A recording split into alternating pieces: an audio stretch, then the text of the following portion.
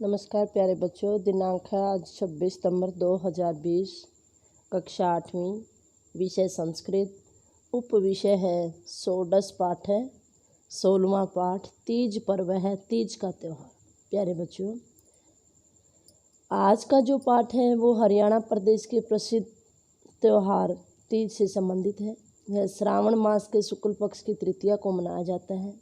इस पाठ में संवाद के माध्यम से तीज पर्व के हरियाणवी रूप व इससे जुड़े रीति रिवाज पर प्रकाश डाला गया है कि इस त्यौहार को किस प्रकार मनाते हैं और इस दिन क्या क्या किया जाता है। प्रातःकाले गृहस्य प्रांगणे षड्वर्षदेशीया विमला त्रयोदश वर्षदेशीया दीपकस्य परस्पर वार्तालापम कुरुतः। प्रातःकाले सुबह के समय गृहस्य प्रांगणे घर के प्रांगण में 6 वर्ष की बिमला और 13 वर्ष का दीपक परस्पर आपस में वार्तालाप करते हैं, बातचीत करते हैं। विमला कहती है भ्रातः भाई, नमो नमः नमस्कार। फिर दीपक कहता है नमो नमः भगिनी कि हे बहन नमस्कार। विमला भ्राते भाई, भवान अद्य किमर्थम विद्यालयम न गच्छति। भवान आप अद्य आज किमर्थम किस लिए विद्यालयम न गच्छति, विद्यालय नहीं गए हैं, नहीं जा रहे हो। दीपक कहता है अयि मुग्धे, अरे भोले, किम त्वम न जानसि, क्या तुम नहीं जानती हो यत् कि अद्य तीज पर्व अस्ति, आज तीज का त्यौहार है। येन राजकीय अवकाशो अपि वर्तते, जिससे सरकारी अवकाश भी है। विमला, तीज पर्व है एतत्,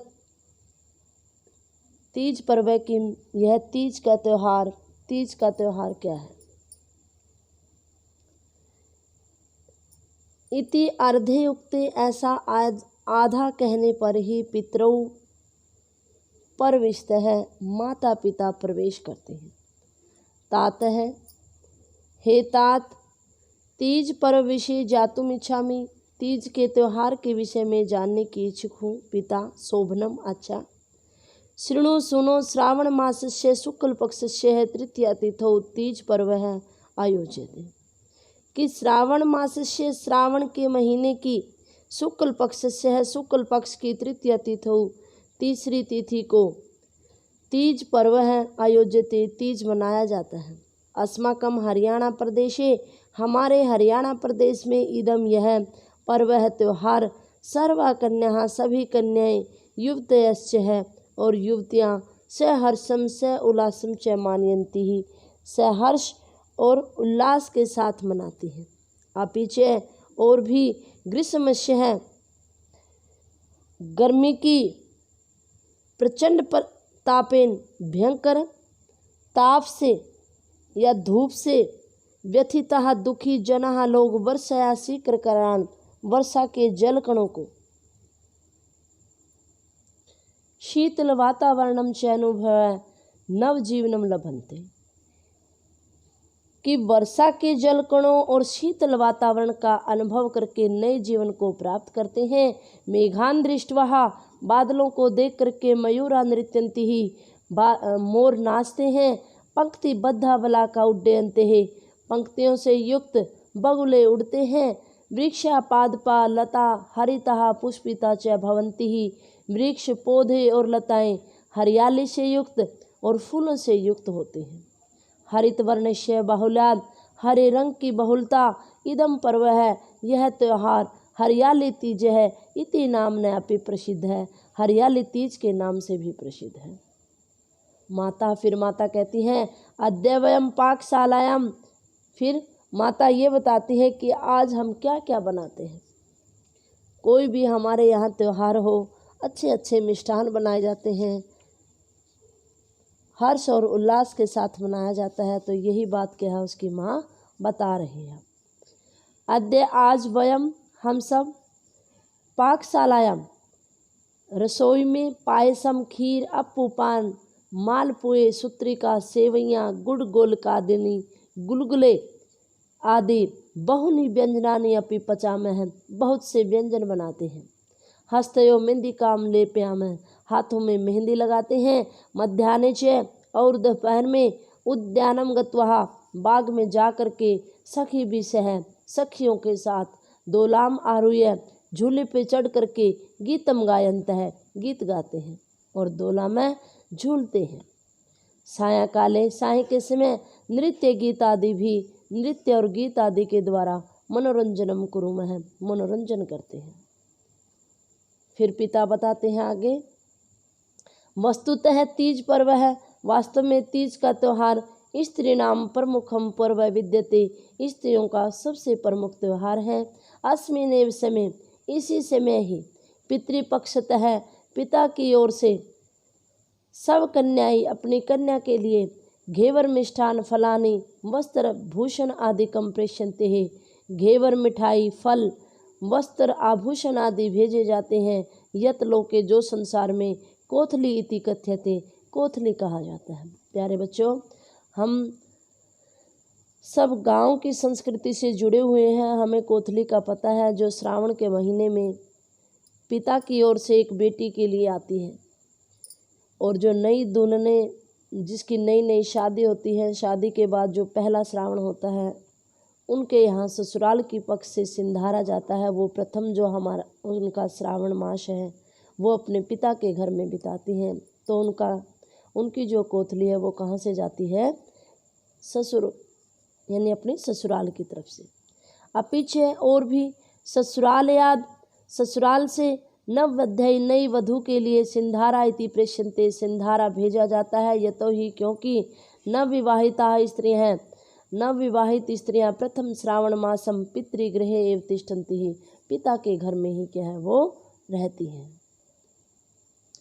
आगे दीपक है, तात है, हे तात तीज नामक है कश्चन सुंदर कीट विशेषो अपि भवति ही, तीज नामक कोई सुंदर कीट विशेष भी होता है। तस्य नाम है तीज इति कथम अस्ति, उसका नाम तीज किस प्रकार है।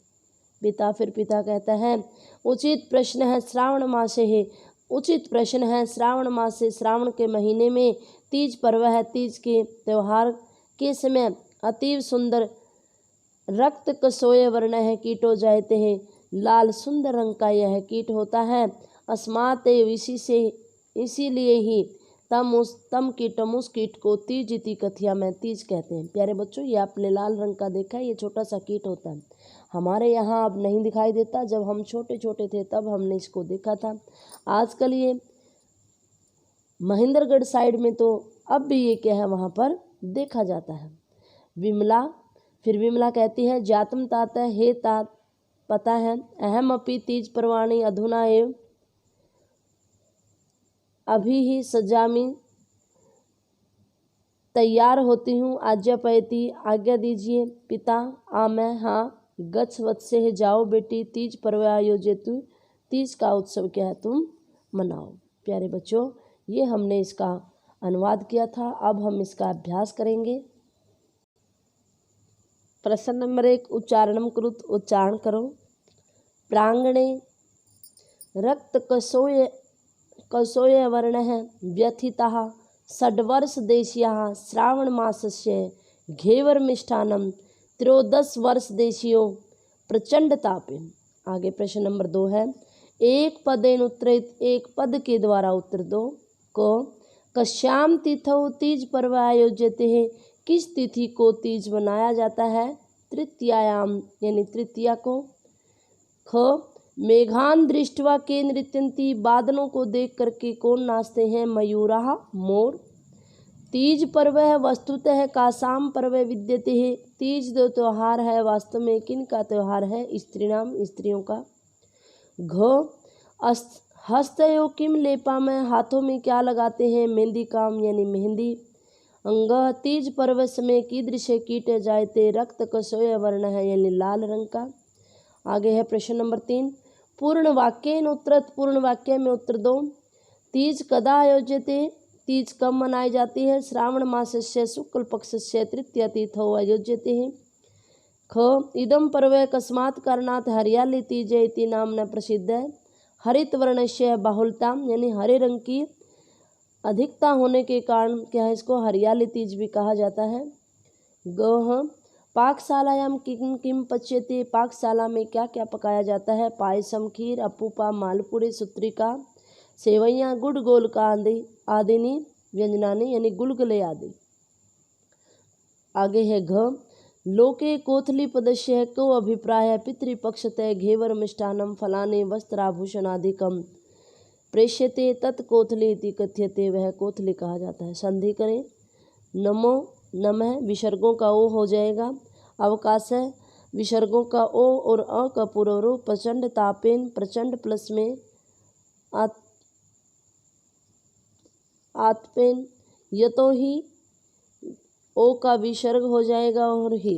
आगे उदाहरण अनुसार पद निर्माणम कुरुत, पदों का निर्माण करना है, इसमें प्रत्यय लगाना है। गम प्लस में कत्वा जा करके, पठ प्लस में कत्वा पठित्वा पढ़ करके, क्री प्लस में कत्वा कृत्वा करके। आगे है तुमन प्रत्यय। तुमन प्रत्यय का भी के लिए ऊपर वाले कत्वा का अर्थ होता है करके, तुमन का अर्थ होता है के लिए।